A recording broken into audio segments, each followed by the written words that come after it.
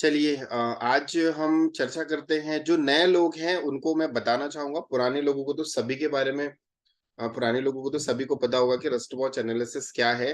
नए लोगों को अगर पता है तो बहुत अच्छी बात है, और नहीं है तो थोड़ा-सा बता देता हूँ। रस्ट वॉच एनालिसिस ये है कि अगर कोई व्यक्ति घड़ी सही पहनता है, तो उसकी लाइफ में चीज़ें अच्छी होती हैं।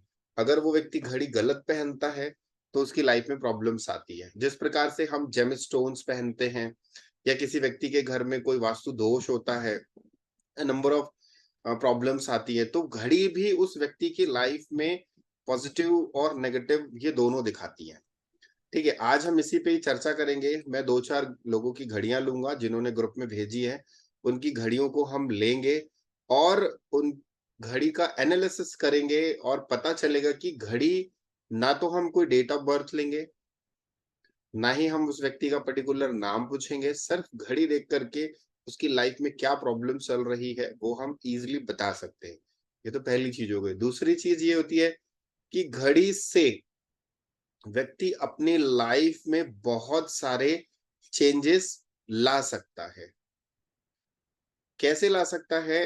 एग्जाम्पल के तौर पे, जब भी जीवन में कुछ हमें अच्छा करना होता है, कोई भी जब हम शुभ काम करते हैं तो हम मुहूर्त देखते हैं, तिथि देखते हैं, और हम क्या करते हैं कि अच्छा समय जब आएगा तभी हम वो काम करेंगे। तो जीवन में हर व्यक्ति को क्या चाहिए? अच्छा समय, और घड़ी ही व्यक्ति का अच्छा समय लेकर आती है। कुछ लोग इस चीज पे बिलीव करते हैं, कुछ लोग नहीं करते हैं। जो नहीं करते हैं, जब वो उनके वॉच का एनालिसिस हो जाता है, उनके साथ चीजें कनेक्ट होती हैं, और जब वो वॉच को चेंज करते हैं, तो अपने आप उनको बिलीव करना पड़ता है। जिस प्रकार कहते हैं ना, एक बहुत खूबसूरत सा शब्द है, एक कहावत है, बोले मानो तो भगवान और ना मानो तो पत्थर की मूरत।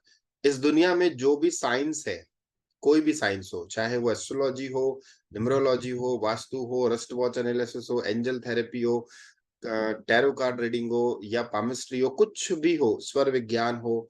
आज हम आखिरी में 3-4 लोगों का रिस्ट वॉच एनालिसिस करूँगा। उसके बाद फिर आप लोगों को ना एक बेहतरीन टॉपिक, जैसे मैंने कहा था कि स्वर विज्ञान के बारे में हम आज थोड़ा-सा उसके बारे में भी जानेंगे, कि स्वर विज्ञान से भी हम अपनी लाइफ में चीज़ों को कैसे अट्रैक्ट कर सकते हैं। उस वो हम आगे उसमें चर्चा करेंगे। तो इस दुनिया में जो भी शब्द बने हैं ना, तो कहीं न कहीं वो काम करते हैं, ठीक है? ऐसा कोई दुनिया में शब्द ही नहीं है। अगर पर्टिकुलर एक शब्द बना है तो उसका अस्तित्व ज़रूर है। सभी लोग एग्री करते हैं इस बात से? चलो एक बार वीडियो तो ऑन करो।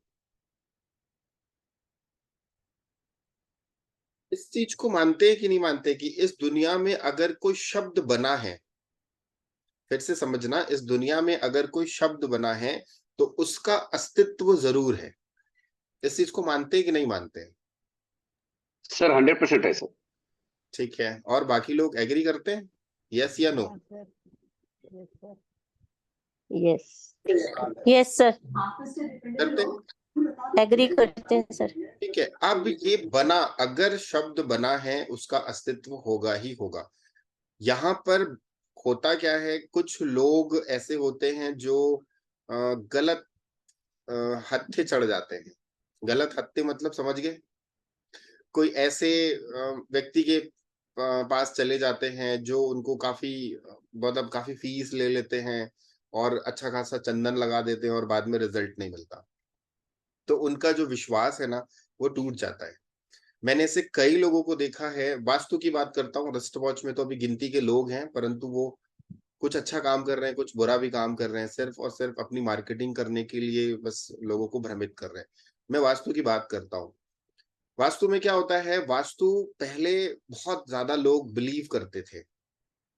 बहुत ज़्यादा लोग बिलीव करते थे, और उसमें रिज़ल्ट भी मिलते थे। परंतु आज के समय में क्या हो गया ना, वास्तु के नाम से जब बात आती है ना, तो लोग क्या बोलते हैं, "अरे यार! एक बार वास्तु वाला आया आया था मेरे घर में, घुसा क्या, 40-50 हज़ार रुपए का उसने खर्चा करवा दिया, रिज़ल्ट कुछ नहीं मिला।"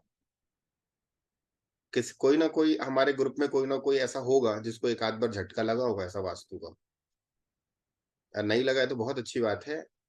या फिर आपके कोई रिलेटिव होंगे, कोई फ्रेंड्स होंगे, उनके मुँह से आपने ज़रूर सुना होगा कि वो फलाना वास्तु वाले आए थे, उन्होंने ये लगाओ, वो लगाओ, ये करो, वो करो, 30-40 हज़ार से उतार दिए और मिला कुछ नहीं, रिज़ल्ट नहीं मिला।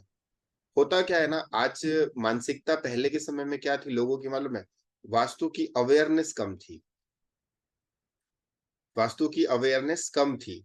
तो लोग क्या समझते थे मालूम है? अगर महीने में 2 क्लाइंट भी मिल गया ना, तो उसको 40-40 हज़ार से उतार दो, तो 80 हज़ार रुपए बन गए हमारे। ये साइकोलॉजी थी वास्तु वालों की। फिर क्या हो गया, अब ना नंबर ऑफ वास्तु कंसल्टेंसी वाले आ गए, नंबर ऑफ। तो क्या हो गया, वहां पर फिर ईमानदारी चालू हो गई, क्योंकि पहले गिनती के लोग थे, तो वो कुछ भी बोलते थे, 20,000 लगेगा, 50,000 लगेगा, 1 लाख लगेगा, 2 लाख लगेगा। अब नंबर ऑफ लोग हो गए, कंपटीशन बढ़ गया, तो सबका ग्राफ धीरे धीरे क्या हो गया, जो 1 लाख रुपए चार्ज करता था वो आज 20,000 रुपए में आ गया। क्यों आ गया? क्योंकि क्लाइंट कट गए। जो 2 लाख रुपए की रेमेडी लगाता था वो आज 50,000 में काम कर रहा है। जो 50,000 की रेमेडी लगाता था वो कहता था कि ठीक है, मैं 5,000 10,000 में आपका काम कर दूंगा। क्यों? क्योंकि जब लोगों की अधिकता बढ़ती है, तो ऑटोमेटिकली व्यक्ति क्या करता है, उसका उसकी कंसल्टेंसी की फीस कम हो जाती है। परंतु रिजल्ट अगर अच्छे हैं, तो लोग लाख रुपए नहीं 2 लाख रुपए भी दे देते हैं। मैंने ये देखा है। मैं अपनी तारीफ नहीं करूंगा, बट इतना मैं बोलूंगा कि आज तक मैंने वास्तु में जितने भी लोगों के घर का ट्रीटमेंट कराया है, एक क्लाइंट का काम किया है मैंने, मुझे 5 क्लाइंट मिले हैं। रिस्ट वॉच में भी मैंने यही देखा है। रिस्ट वॉच एनालिसिस में भी मैंने अगर किसी व्यक्ति का रिस्ट वॉच एनालिसिस किया है और उस व्यक्ति को रिस्ट वॉच सजेस्ट करी है, हमारे पुराने स्टूडेंट भी बहुत सारे हैं, और कुछ तो ज्यादा ही पुराने होंगे, तो जिन्होंने बहुत से रिजल्ट्स भी लिए हैं और मिरेकल रिजल्ट्स लिए हैं। ठीक है, तो होता यही है कि जब आप किसी को रिजल्ट्स देते हो ना, तो ऑटोमेटिकली उसकी ब्रांडिंग होती है। मतलब वो व्यक्ति कई लोगों के साथ कनेक्ट हो जाता है।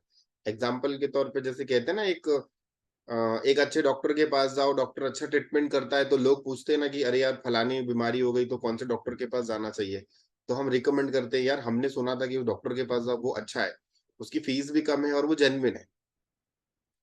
तो वही चीज होती है।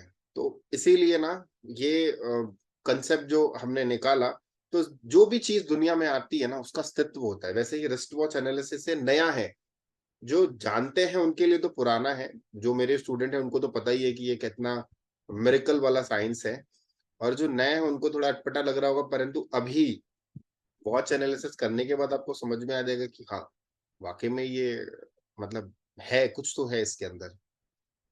ठीक है, तो मैं अभी कुछ लोगों का वॉच लेता हूँ,